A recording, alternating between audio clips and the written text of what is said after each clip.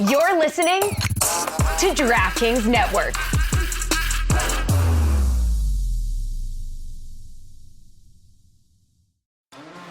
Folks, listen up. Smirnoff knows there's no I in football. Football's a we thing, an experience that is best joined together with good drinks and good folks. Smirnoff is the world's #1 vodka and is the official vodka partner of the NFL. And this year, there are more opportunities to watch football and make delicious Smirnoff cocktails than ever before over the holiday season. From Thanksgiving to Black Friday and Christmas, Smirnoff and the NFL are with you every step of the way. So this holiday season, when you're enjoying the game and your cocktails, please make sure you drink responsibly. Take a minute, make a plan, never drive impaired. Smirnoff, we do game days. Please drink responsibly. Smirnoff, #21 vodka, distilled from grain, 40% alcohol by volume. The Smirnoff Company, New York, New York. Please do not share with anyone under legal drinking age. Warning, this product contains nicotine. Nicotine is an addictive chemical. If you're a smoker or dipper looking to make a change, you really only need one reason to do it. But with Zyn nicotine pouches, you can find many. Zyn is America's #1 nicotine pouch. It's made with only 6 simple ingredients. There are lots of options when it comes to nicotine satisfaction, but there's only one Zyn. Learn more about Zyn and find your reason to make a change by registering online at Zyn.com. Welcome to the Big Suey, presented by DraftKings, Why are you listening to this show? the podcast that seems very similar to the other Dan Le Batard podcast. I'm sorry, I'm not going to apologize for that. In fact, the only difference seems to be this imaging. I have been tempted in restaurants just walking past tables to grab somebody's fries that if they're just there. That hasn't happened to you guys? I've done it. And now, here's the marching man to nowhere, Fat Face, and the habitual liar. David Samson specifically requested that Stugotz be in studio so that we could talk about his book. Stugotz just left to go do God Bless Football and an assortment of other assignments. Everyone here, everyone that you see here, everyone that you hear in the room today will be at this watch party tonight. Browns and Steelers at the Flanigans. Flanigans is one of our favorite in South Florida. We like the partnership and we love the restaurant. I think I love the restaurant almost more than I love the partnership, and I love the partnership because it helps the business. But I've loved Flanigan since I was in college. It's a South Florida institution. It's Flanigan's, it's Miller Lite, it's us. It's a good time. I mean, Steelers-Browns is going to be on. The Panthers are playing tonight. We're going to be watching everything. It's the Flanigan's on North Miami Beach, 13205 Biscayne Boulevard. They have plenty of parking. It's supposed to get a little chilly. Winter is here in South Florida. It's supposed to be like 65 tonight. So bring your sweaters, and we'll be out there. Come join us. It's going to be a lot of fun. Dan, we're going to be so locked in. How many rib rolls are you going to have? I'm hitting the nachos. I'm going to stay to You know you can order extra. Maybe, like maybe chicken wings. Yes, it's one of the fattest things. It is the fattest thing I've ever heard. Chris Cote knowing that you could get refills of nachos when they get light on the things that go on top. If you have, look at that. Jessica's just learning that about nachos. If you have just chips, you can send it back to the kitchen and say, fill me back up here. I've never been to Flanigan, so I'm very excited. my boy. Yeah. What is the greatest of the refills, of all of the refills? Because when I learned of that refill, I had not heard of a better refill deal than that one, that you can refill nachos? At some movie theaters, you get a large popcorn, you eat that thing, you can get it refilled. I'll tell you, growing up in New York City, we didn't have the concept of free refills of sodas was not a thing. So the first time I actually visited my brother who was going to school at Florida State, we went down to Florida and went to McDonald's. And they had free refills. And I remember saying, how are they still in business? Like, I could not imagine. Like, they must be losing billions of dollars just giving away soda. There will never be a bigger moment in my life regarding free refills than the first time I realized that it costs them like 6 cents for every cup of soda they sell. David Samson, as a business person, do you hate the idea of a free refill? No, you just don't make a lot of money off it. You do a lot of all you can eat, and there are some people who take advantage, but the majority of people, they get full and they don't actually end up eating as much as you'd think.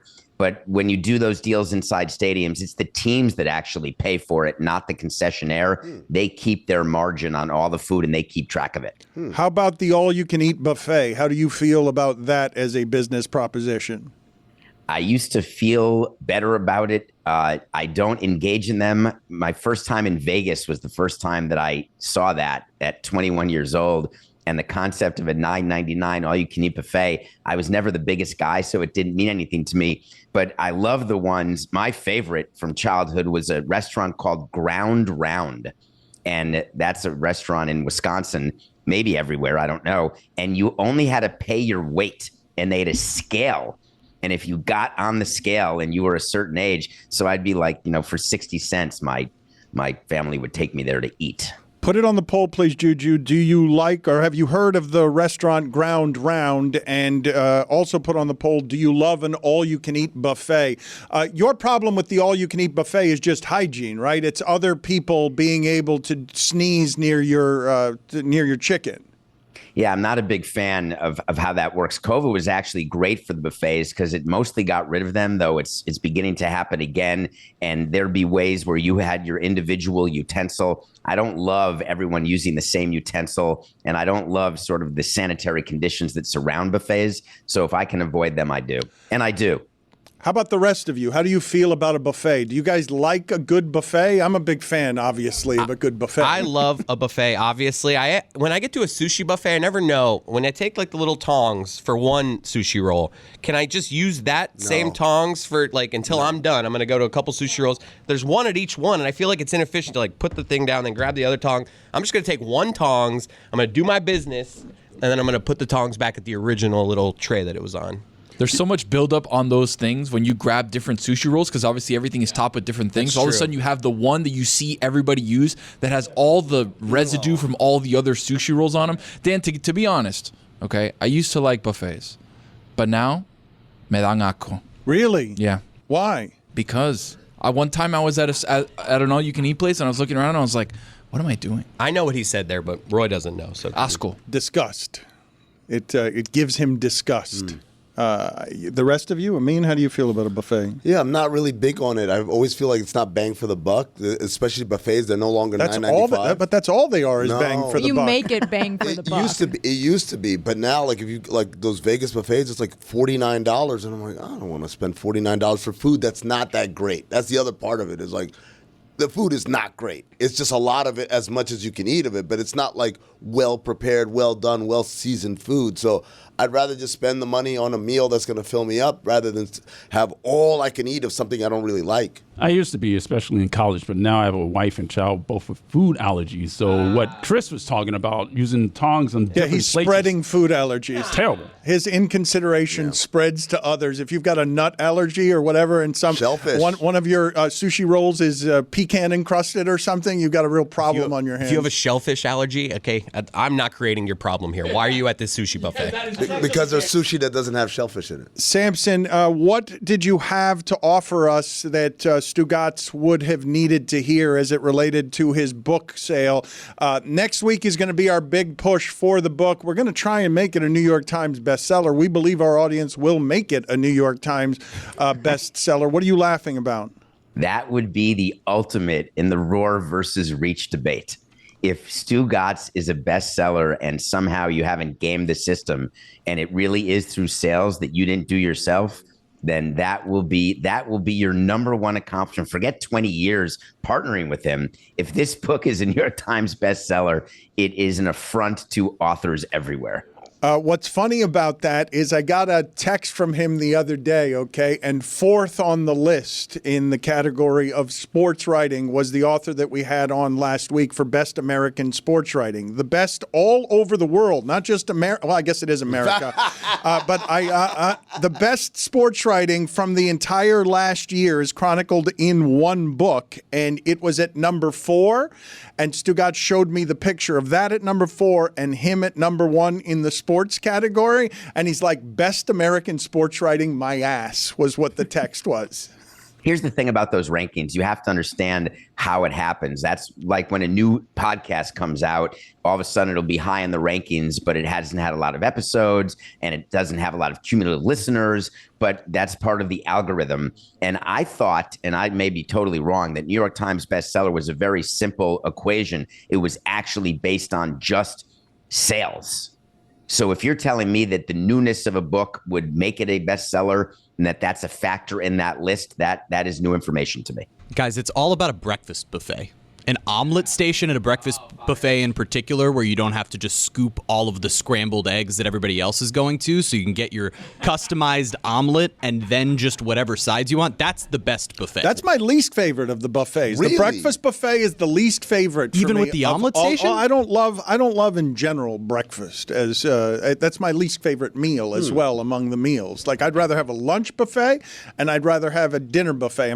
Put it on the poll, please, Juju, at Batard Show. Best of the buffets, breakfast, lunch, or dinner? Picturing Dan at like a sad continental breakfast is funny. Like opening up one of those cereal boxes, pouring it in the bowl. Third in line to get the eggs. You guys just have- kind of standing there. Excuse me, do you have Oatmeal. almond milk? Do you have any oat milk here? It's like, no, Dan, we just have 2%. Did you guys ever eat at the dining hall in college? Yes. Because that was an all-you-can-eat buffet that I took advantage of. Well, not only did I love that, that was my first experience coming from a small exile background of just, I walked in with a wide-eyed wonder to the commissary, the eating area at the University of Miami. They started hearing the song, America. I'm not kidding you. The original Cuban defector baseball player, Rene Arocha, who came to this country, I went with him one time when he got to the United States to a grocery store as soon as he got here. His knees gave as soon as he walked in because he's just looking at food everywhere.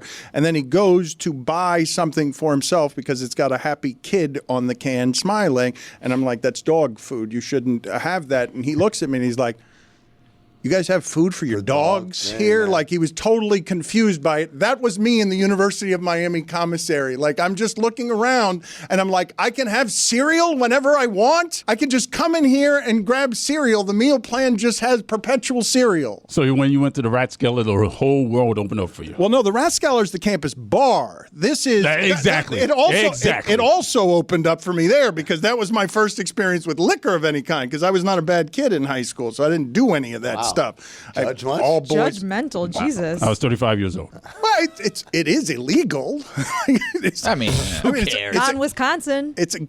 Under 16 is not illegal to drink liquor. David, what are the rules in Wisconsin? Can't you drink at a bar with your parents? I thought it was 18, but no one is carding. Everyone on the University of Wisconsin campus in Madison, everyone is drinking as a freshman, and no one cared. David, what did you think of everything that went down this week with the Jets as they, it must the entire situation must enrage you. The fact that an organization as large as the Jets just gave everything over to Aaron Rodgers. Well, they got what they deserved. And the fall guy, there's been so many articles about the GM being fired, and the Athletic just crushed Woody Johnson, as they should have. Of course, he's a meddling owner. Of course, he makes the decisions. We talk about it on Nothing Personal. On any of the shows, we talk about every owner is a meddling owner. So what Woody Johnson did is not so out of the ordinary. You just would like a meddling owner that's better at meddling than Woody is. And it just appears that he had a bunch of thoughts in his head about Rodgers, about benching Rodgers, about the coach, not the coach. And what does it all mean? That your organization is not going to do well. And that's where the Jets are. The Jets are no different than the Marlins. The Jets are no different than pick your team, where there's an owner that just has no idea what he's doing, not interested in learning from anybody, and just is going to keep firing people and doing everything on his whim. And it just will mean the end for Stugotz. And I feel terribly for him, but he's going to have a New York Times bestseller, so I don't think he'll care about the Jets. Also, he's used to it. Let's be real. This isn't new for him. David, this past weekend, we got news of a settlement between Warner Brothers Discovery and the NBA in which they would continue. They got a bunch of things out of it, including territorial rights in Northern Europe and Latin America outside of Mexico and Brazil. But one of the more curious things is they get to continue producing and making inside the NBA, and then they license it to ESPN to broadcast. How common is that in a settlement between two agreed parties for a third party to come in and basically be like a third team in a trade? Yeah, I was just going to say, I mean, it was a 3-team trade. That's what happened, because the privity for inside the NBA was between Turner and Disney. It had nothing to do with the NBA. And so that's like a 3-team trade where you figure out what's the best way to get this done. And the fact is that Warner Brothers had to settle. They were not going to prevail in this lawsuit. The NBA had very little interest in this continuing in any sort of way as a distraction. They've got enough problems with their on-court product. And they also recognized that the pregame show with Barkley and Shaq and Kenny Smith and Ernie needed to continue. And they also knew they weren't going to leave Atlanta. So when you know all of those things, you then can figure out how to make a trade. And Disney and ESPN, they're no fools. They need a pregame show for their package. And they said, we'll just literally take your show, but you do it. Do exactly what you're doing in Atlanta with the exact same people where Charles has wanted them all to keep their jobs, et cetera. So it saves face for Turner. It helps ESPN with a prepackaged, ready-to-go show. And their lawsuit goes away. It was really a win for all three parties. But how common is that of the 3-team trade style settlement in any business, let alone in media? Yeah, no, it's not very common at all, where you need a third company to come in to help. And I would argue that that actually was not part of the settlement. It was a trade that happened that made it look like a 3-team trade, but I view it as a totally separate negotiation because Warner Brothers recognized they wouldn't prevail in this lawsuit. They needed to save face, and they needed to not bleed money by even having any of the packages. Oh, and by the way, there wasn't going to be a fourth package. So they did all of this announcement of the 5-year production services deal and the digital deal and Latin America, but only the places which really you can't monetize. And it all ends well. And then they did the deal with ESPN once they realized that they wouldn't have any games. This is kind of like when Disney traded Oswald the Lucky Rabbit for Al Michaels to NBC. I didn't know about a trade, but you can trade announcers. You can trade talent. Their contracts are not assignable generally without their permission. It would be as though you guys are under contract and you wake up one day and you're working for McAfee, that you've just been traded in that way. And I just don't know that your contracts would allow that. But some announcer deals do, and obviously player deals all have assignment clauses where by definition you could be traded unless you actually have a clause that says there are no trades for me. So it's an interesting thing. And in fact, Barkley will tell you that he feels like he was traded to ESPN, but he's really a Turner employee, a Warner Brothers employee. He'll be paid by them. All ESPN did was license the show from Turner the way Meadowlark licenses shows from people who own their shows. Katie Nolan, I believe, was traded to ESPN. I think I have that right. Can you tell me, David, what you imagine the going rate for that show is? Like what the value of that show is? I will tell everybody listening to this that ESPN has been frustrated the entire time it has done basketball programming by its basketball studio shows because the basketball studio shows all pale in comparison to that studio show, as all studio shows do. So their ability to buy that show when Charles Barkley doesn't want to work for ESPN makes ESPN the big winner there, because the NBA and Adam Silver and David Stern before him have never liked what the studio shows are, have always found them unsatisfying. And so now they just bought the biggest and the best one over Charles Barkley's objections. Well, he can object all he wants, Dan. He has no say in the matter. He's an employee. But I will tell you that if John Skipper on the Sporting Class, his view is pregame shows, postgame shows, they're not drivers for me. Him talking as former president of ESPN, I'm far more interested in the game and the content that is the game. That said, I do believe that this particular show has taken on a life of its own, has the personalities in it that do give it independent value. However, Turner really didn't agree because they were willing to license it to ESPN. They were willing to get financial relief, but they're going to keep those guys and do a show with them maybe about all sports, et cetera. But make no mistake, they were ready to get a part of those salaries off their books. Can you guys help me, though, with what you imagine the real cost or worth of all of that is? Like, if I had to put a monetary value on the best studio show in the history of sports studio shows, ESPN wants to license that. What is the real world dollar value of that? Dan, it's hard to say, because are you telling me that someone would go in and be an advertiser or sponsor only for the pre and post and not for the game? They're not interested in the NBA. They're interested in just those personalities. That gets tested a lot when people get their own talk shows, when people come from a group setting and try to branch off. It happens with artists and bands where they try to go on their own. Sometimes it works, sometimes it doesn't. We're going to find out, because Turner's going to use Charles in a bunch of different ways.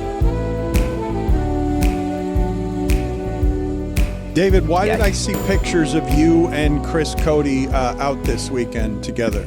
As we were. I was in Florida at Meisner Park at a concert, and all of a sudden I posted about it, and Cody was like, "Are you going to be in Boca?" And I said, "Yeah." And he was there, and we connected, and we ended up watching a concert together, O.A.R. And then we went backstage and did Total Look at Me, Louie, and got to hang out with the band members, which was amazing. And it turns out that Chris happens to be a lot of fun off the air. No. That seems shocking. Huh? Surprised by that? I feel like the people knew that. And I will say, I don't know if the people knew this, David, a good time. I mean, David took care of me and my friend. As soon as he knew we were there, he's like, he went out of his way. Because, like he tried to get me into his area and he got a little pushback. But, I could have stopped there. I told David, don't worry about it. But no, he texted me 10 minutes later. Hey, I got you badges. You're good to go. David was awesome. I love it. Chris is like, hey, he's a good time. He paid for everything, got us backstage and everything. Incredible guy. I thought you were going to say, oh, David, we did shots. And like he's actually really relaxed and a nice guy. I have no negatives. I don't know if you're looking for negatives here. I have no negative notes on David. He was great. Yeah, he funded the whole night. What do you mean? I was not there because of him. Wow. He just went out of his way to make sure that I could come where he was. Yeah, an act of kindness, Amin. Come on. What is O.A.R.? It's a band. Of a Revolution. It is a band. They started from Rockville, Maryland in the 90s. They've done very well. They continue to tour. It happens to be a fantastic group, and I love them. And I didn't really know about them much, and I was introduced to them this summer. That's how late to the party I am. And I will say this, Chris, that I enjoyed being out with you, though I found as the night wore on, you did, and I'm not criticizing you because some people would be okay with this, you got a little touchy. So when we're celebrating or singing a song, I found that there was a little extra sort of body-to-body and hand-to-body contact that was problematic to me. Not because it was an inappropriate place, because any place for me is inappropriate in that way. But I noticed that there was that, so I was okay when the concert ended in that way. It was a vibe. And the other thing I'll say, Chris, Dan, that you may know this about Chris, he ghosted us at the end of the night. Disappeared without saying goodbye. That's one of my moves when I'm not driving and I'm Ubering on my own and I'm like a lone wolf and I know that I can leave whenever I want. I kind of have this moment. We were backstage. The vibe was great. I didn't want to do the guy of like, hey, everyone, I'm leaving. And then everyone's like, oh, why you like? The vibe was good. So I just backed out. I feel like you're obligated to do that when someone gets you all access and pays for everything. Well, thank you. I'm the king of the Irish goodbye. I will tell you that my friends, this has actually happened, have been in a bar, heard the alarm go off from someone leaving through an exit they shouldn't have, and been like, Dan's gone. Like, heard the alarm go off because they're like, that's it, Dan's left. So I can do that, but I wouldn't do that to somebody who had taken care of my entire night. That's a fair point, and I did apologize to David, but I did feel that the vibes were so strong that it wouldn't have been like a, okay, hey, see you later, thanks for coming. It would have been a, no, don't leave yet, and I just was like, I didn't want to be the Debbie Downer, so I was just like, let me slip out the back door, hop in this Uber and go. Cody, let me set the scene for you of what happened. The band was looking for you. Yeah, you said that. I don't believe that. I don't believe that. It's 100% true because we all had to clear out, and they do a counting of who's back there because they don't want you hanging around. So we had the band, including Mark, the lead singer. He was there. Nice guy. The head roadie guy was there. There were members of security looking for you. And we were like, yeah, the tall guy, red beard. He was there. He was That's not going to narrow it down at an O.A.R. concert. That is not going to narrow it down. Red beard. I bet they were shattered. Very good. Anyway, at the end of the day, we just did we basically swept out the whole backstage. And the lounges, the thing is, there's a lot of different rooms backstage at Meisner Park, and there were different bands, and there were different band members in different rooms. So Chris could have gone anywhere. So we had to do a sweep of every room, and we were texting him. He was not answering, and there were a bunch of us trying to reach him. And finally, the band manager was, I don't think he's here, but you all have to go now. Yo, I can't believe, Chris, that the lead singer, tall guy, the lead singer of a band that I just discovered 5 minutes ago was looking for you. I mean, I question how intense they were searching. Okay, for. It sounds like it was pretty it intense. sounds like they were looking for you. At one point, my wife did say to me, David, she said, David has tweeted that he's at sound check and that it's magical. Put it on the poll, please, at Le Batard Show. Has a sound check ever been magical? She 100%. She didn't say this, but I thought to myself, that's just David showing everybody that he's at the concert. Like that, I don't believe it's an actual magical sound check. That is your cynicism, while possibly warranted, is misguided in this particular instance. This sound check was a little different because they were working on new material and they let us watch them as they were writing and composing both lyrics and the music to a new song. And I had never seen that before, that process, other than in a great play called Stereophonic. But generally, you don't see that too often. And so I thought that was pretty magical. You couldn't be more wrong, Dan. A proper sound check of a band. I mean, come on. Bruce Springsteen sitting down at a piano by himself playing Thunder Road with a harmonica for a limited audience. I mean, get out of here, man. Come on.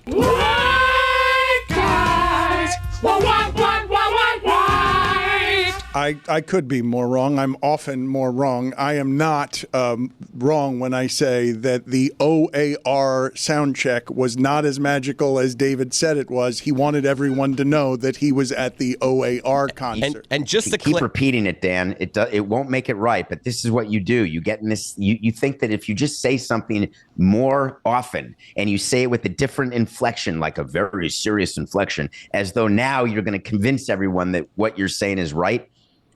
Keep going. I just have to keep saying it was magical to me. O.A.R. again and again, and I've heard of many and seen many things described as magical. If I were to make a list of all of them that I've heard in the entirety of my life, the last thing on that list would be the O.A.R. sound check. Of all Because the things I've like heard, O.A.R., Dan. No, I just like magic. I like real magical things, and sound checks generally are not that. I also believe that you were lightheaded because Chris Cote, a good time, was going to be spending a lot of time with you that day. And at that point, you hadn't envisioned him leaving quietly without telling anybody because he's also rude. Can I clarify just to defend myself a little bit with the Irish Goodbye? While David hooked me up with the band to get into his little area, I paid for all my drinks. This wasn't like David's like, you're on my tab. I'm just defending myself a little bit here. Like, it wasn't... Not even around? This wasn't like bottle service paid for by David. Like, I paid for all my $18 beers, and that was it.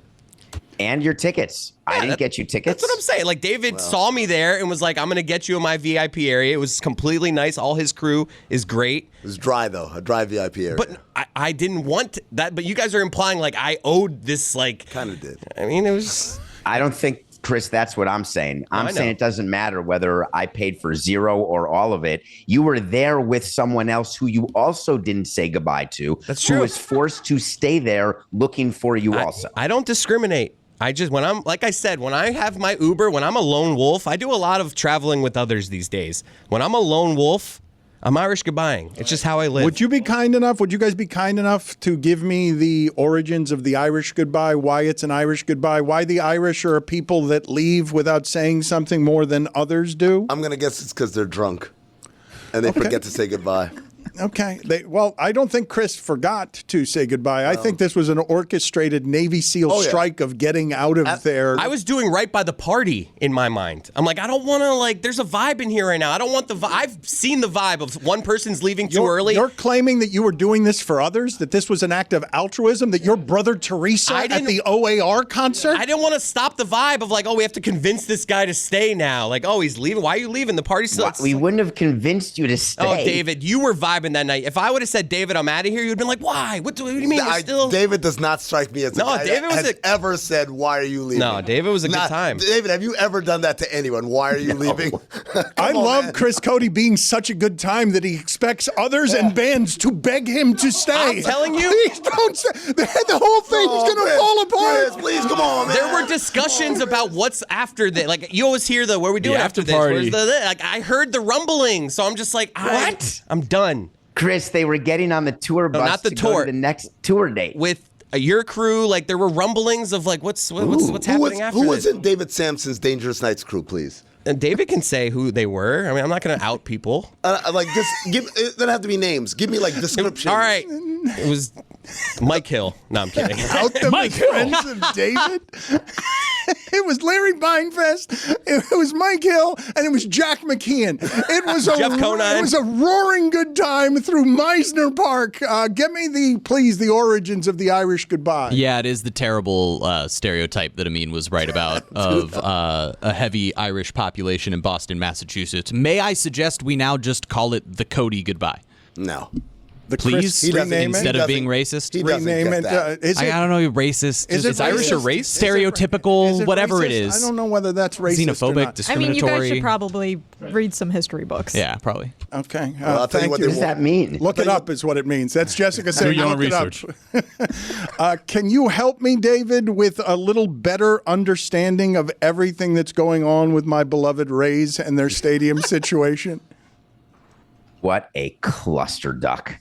So the hurricane comes, which you've, of course, predicted the end of the world. The weather patterns are all different, climate change, etc. This hurricane was a really poorly timed hurricane, certainly for the people who lost their homes and lost their lives.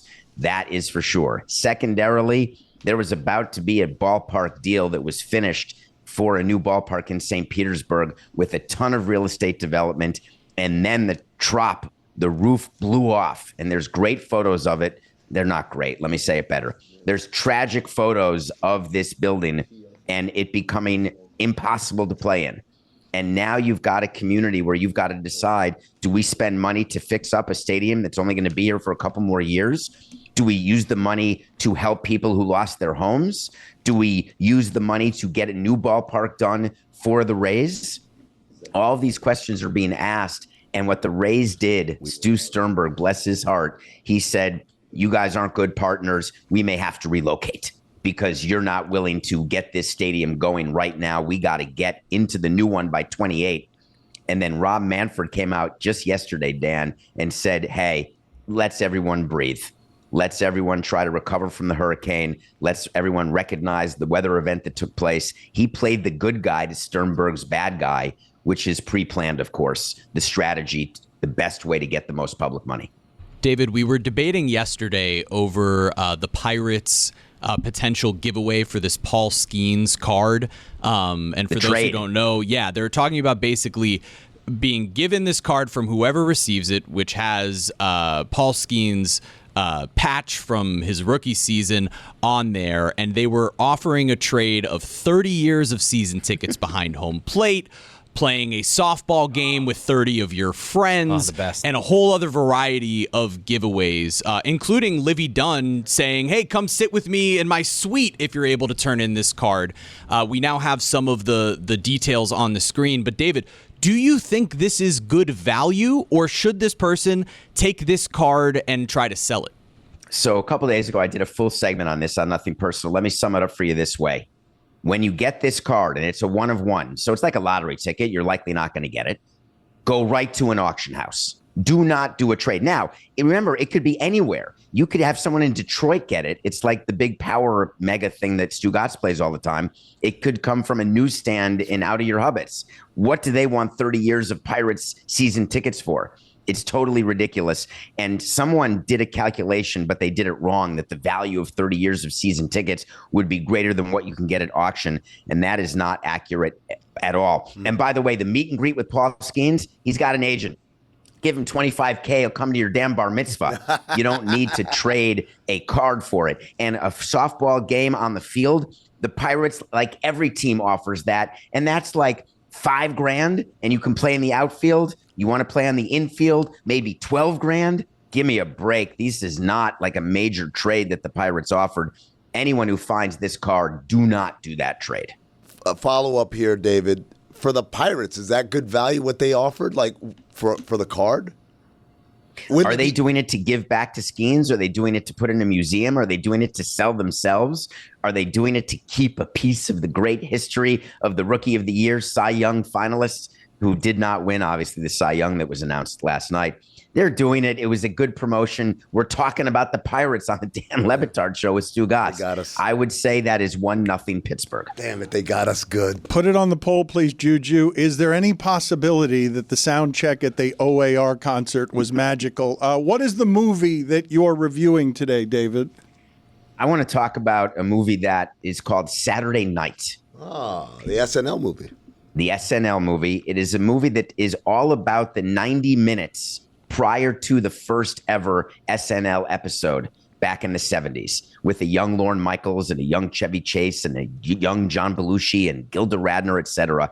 It's directed by Jason Reitman, who is Ivan Reitman's son, Ivan Reitman, who is passed away. And Dan, you are very confused in how you talk about Ted Turner. He's alive.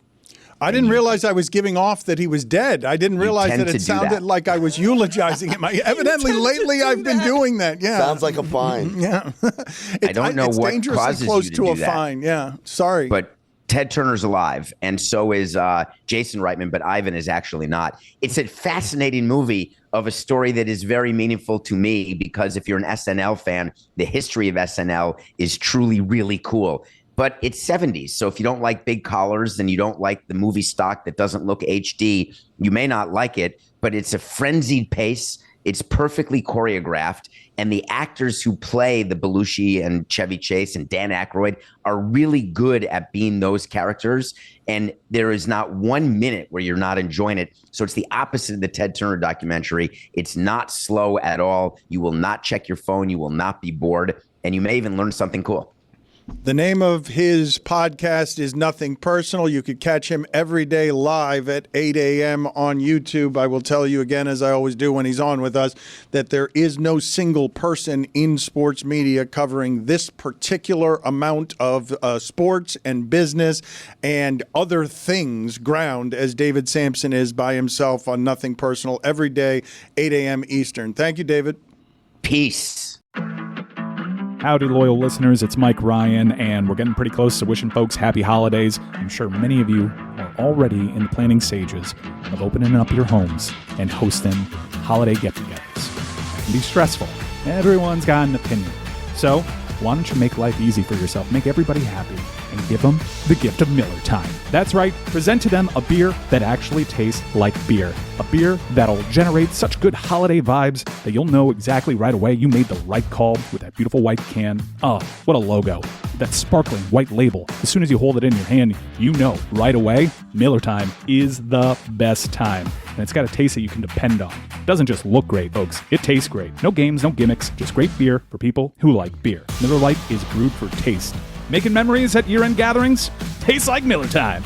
Go to MillerLite.com/Dan to find delivery options near you, where you can pick up some Miller Lite pretty much anywhere that they sell beer. Tastes like Miller Time. Celebrate responsibly. Miller Brewing Company, Milwaukee, Wisconsin. 96 calories and 3.2 carbs per 12 ounces. Fewer calories and carbs and premium regular beer. Stugotz here for my friends over at Simply Safe. The holiday season is right around the corner. That means you're away more, and burglars know it. That means you need to protect your home. Right now, Simply Safe is giving exclusive early access to its Black Friday sale to Batard Show listeners. Simply Safe is the home security I trust to keep my home and family safe. Simply Safe is a new way to protect your home that stops intruders before they break into your home.